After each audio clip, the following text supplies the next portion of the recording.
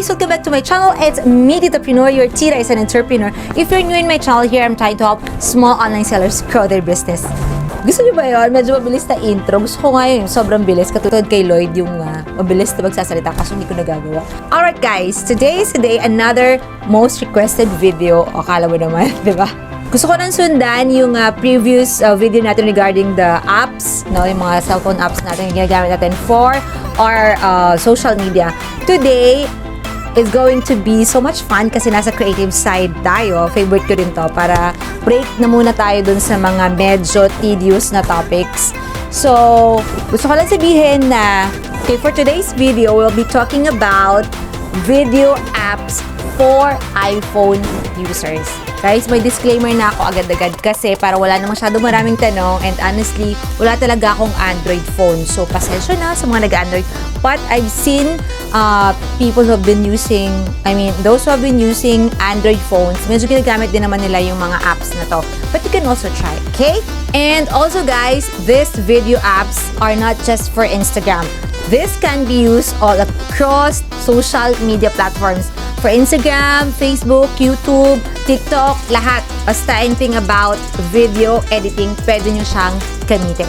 So, guys, kung gusto nyo malaman din kung paano ko ito ginawa, yan sila na matagal nyo nang tinatanong sa akin. Stay until the very end kasi meron akong mga bonus tips and hacks for you. So, if you're interested, guys, alam nyo na ha, please click subscribe, give me some thumbs up, and click the small bell down below.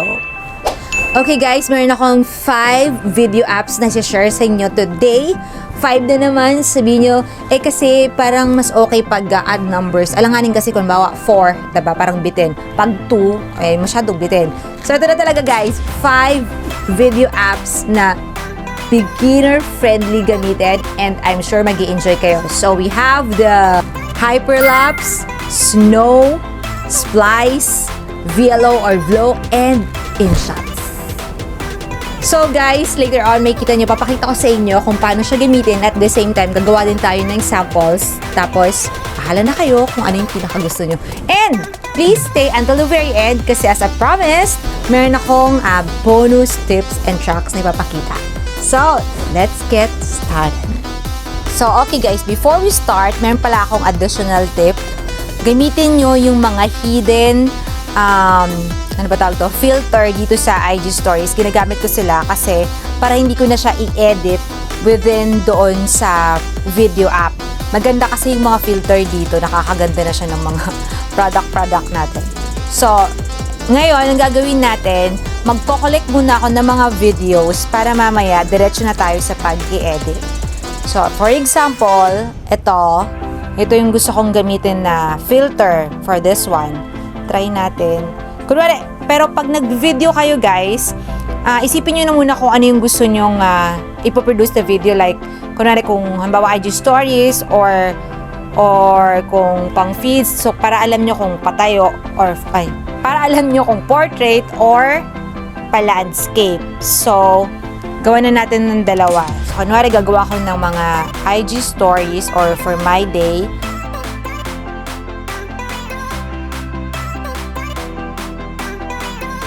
So, another thing, pwede nyong gawin, pa-landscape naman. So, depende kung ano yung gagamitin ninyong, kung ano ang paggagamitan nyo ng video. Save nyo ulit. Ngayon dahil may mga na-collect na tayo yung mga videos, ang gagawin ko na ay mag-edit na tayo using our video apps. So, ang first app natin ay Hyperlapse. So, ito yung sanabi ko kanina, para siyang time-lapse na ginagamit natin for Instagram para pabilisin niya yung mga boring ng mga videos natin. So, for example, sample lang natin to. Si Melay ang ating model ngayon. Okay, kunwari ganyan. Yung mga pag-empake, diba? Kung titingnan ninyo, kung normal lang siya na video, ang boring niya, diba? Kung ipopost mo ganyan, so anong sense niya? Nag-empake lang si Melay. Ang tagal niyan, diba? Pero dito kay Hyperlapse, mamaya makikita nyo, itong medyo mahaba na video, paiiksiin niya ito. Katulad ngayon, 20 seconds na siya. Pero si Hyperlapse, nasa 4 seconds pa lang siya. So, yun. try natin. Pakita ko sa inyo yung final product nitong Hyperlapse video natin. Smile naman, Melay. Alright. So, ayan. O, diba? Yun ang gagawa ni Mela. O, ang galing, no? Hyperlapse. Pwede mo po siyang gawin. Pwede kang pumili kung gano'ng kabilis. Kung sobrang haba, pwede mo siyang 8 seconds. Ay, 4. Ganyan lang. Medyo mabagal. Tapos, pwede mo siyang bilisan. Sobrang bilisan. Diba? O, pipili ka lang. So, there. Hyperlapse. Alright guys, yung next naman natin na app na gagamitin is the Snow. By the way, kanina guys, yung Hyperlapse, hindi siya video editor, pero video app siya, kaya sinali ko na rin yung Hyperlapse. Now, sa Snow naman, dito, video app siya, at the same time, pwede ka din mag-edit. So, meron na siyang template na talaga na pwedeng parang, ganyan, mga susundan mo na lang. Pwede mo siyang gamitin. Ito, kung gusto mong gamitin yan, pwedeng gamitin. Or, tapos may mga options siya dito, like for Instagram, ano yung mga pwedeng gamitin, for YouTube, para hindi ka na mag-isip ng mga transition mo or designs mo pag tinatamad ka na. Also, pero, kung gusto mo talagang raw, so, ikaw na yung gagawa ng video. Kunwari ito, so try natin. Sige, ganito kaya. Sana hindi siya nag-blur. So, ito, kunwari gawa tayo ng video dito sa mga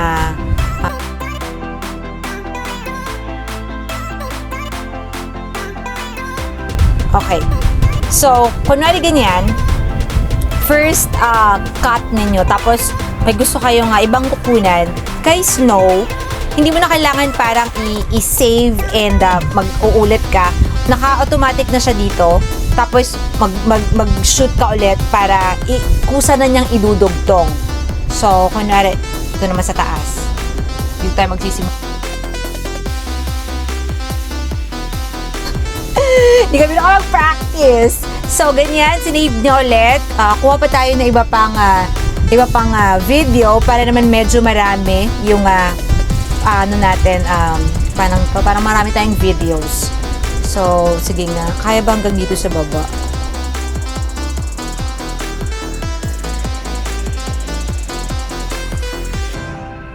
Alright guys, so ito na yung video na ginawa natin kanina from the Snow app. So, i-edit din natin siya from here. Now, di ba kasi kanina pa na yan daldal ko? So, pwede natin burahin mamaya yung mga sinasabi ko. So, we can add videos. May mga options siya dito na hindi na kayo makaka-copyright claim. So, ano ba? Pili tayo. Kunwari, kahit ano na lang, random. Kunwari yan. So, di ba parang nangingibabaw yung boses ko? Pwede nyo siyang tanggalin. Ba't ayaw? Bakit tayo, Joe? Ayun. So, wala na yung boses ko. Pwede din na meron ka, kunwari, nagda-narrate ka, tapos konting boses. Tapos, kunwari, yun na yung ating video, yun na yung ating music. You can also add filters. Pili na lang kayo kahit ano dito. And also, may mga stickers silang free. So, kunwari, arte. Gusto nyo ganyan.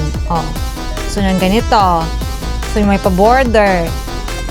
So, it's up to you guys. And then, kung okay na sa inyo yung mga ganyang bagay, then you can save it. So, ganun lang siya guys. Explore nyo lang yung app and then I'm sure sobrang dami nyong magagawa. Talagang magiging creative kayo kasi nga marami din namang pwedeng gayahin. And I'm sure kapag nakakagawa kayo ng mga videos regarding your products, mas maraming ma-encourage na bumili ng products ninyo. So that's it for the Snow.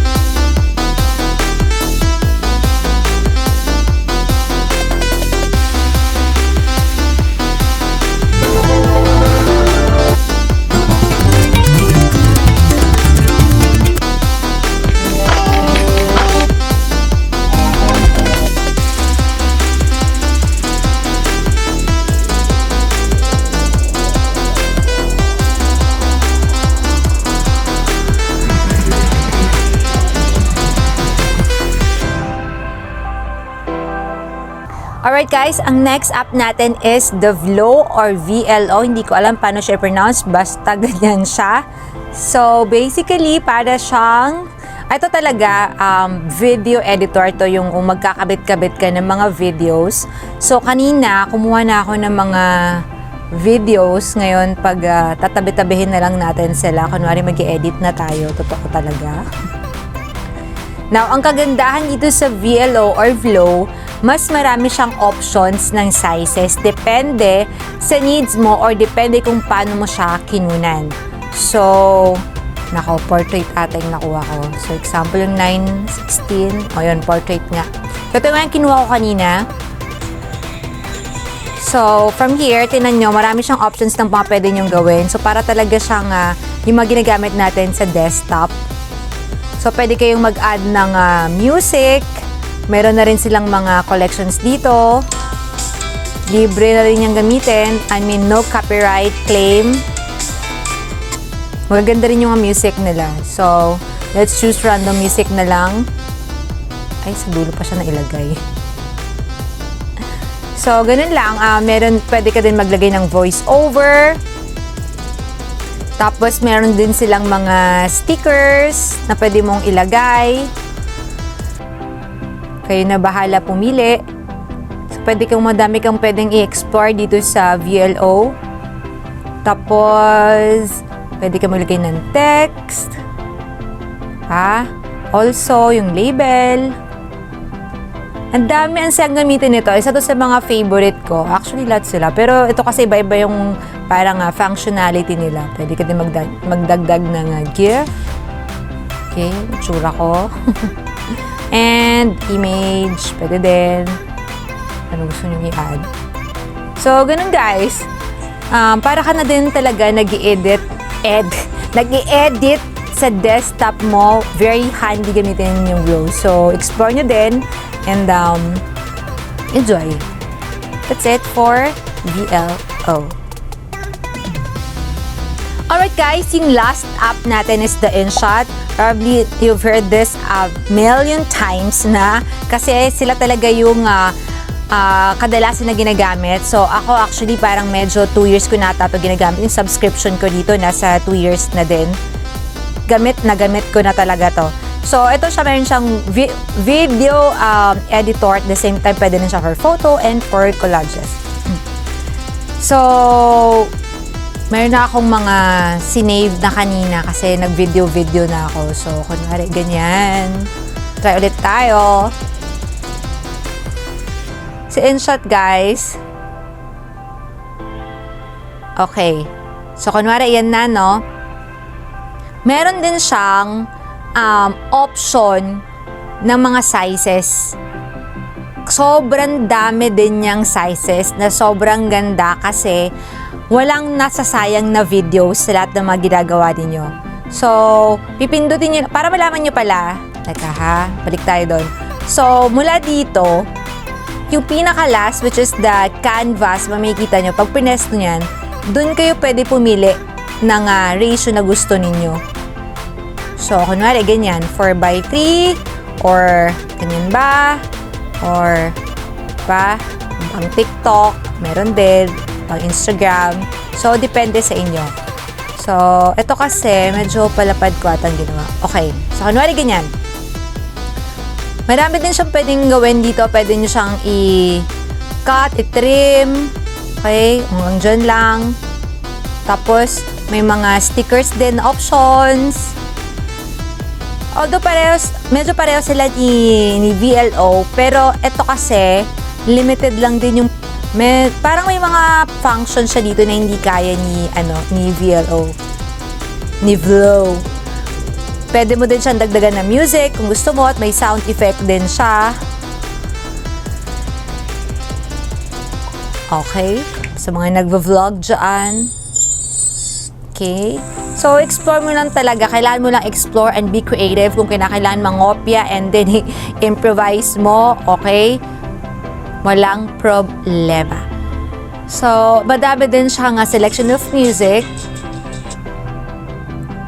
I-credit mo lang sila. Ngayon guys, ito kasi, bayad to nga, diba? So, kung free yung app mo, meron siyang watermark dito sa gilid. Now, kung ayaw mo naman gamitin yun, ayaw mo nang parang may mga parang watermark, pwede mo siyang i-edit, tapos lagyan mo na lang ng stickers para, alam mo yun, matakpan. So, okay. Ganun lang siya. Alright guys, as promised, kanina sabi ko meron ako nga bonus hacks or hindi naman siguro to hacks for tips kasi marami nagtatanong sa akin, Tita Pinor, paano ba ginagawa yung IG stories mo? May photo at the same time, may video. So, kita nyo, video siya sa baba, tapos photo siya sa taas. Paano ko ba siya ginagawa? Guys, ginagawa ko siya sa InShot plus over. So, paano gawin yon? Una, eto guys, na-discuss ko na to on my previous vlog regarding dun sa apps. Si Over, kung hindi nyo pa napapanood yun, lilink ko na lang siya.